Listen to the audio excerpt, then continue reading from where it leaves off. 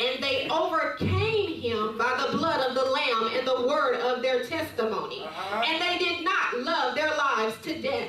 Look at your neighbor and tell your neighbor, you just needed a testimony. You just needed a testimony. See, the word testimony means a solemn attestation as to the truth of the matter. Yeah. It serves the same purpose as a miracle. Remember, Jesus performed miracles in order to validate who he was and what his message was. Your testimony does that same thing.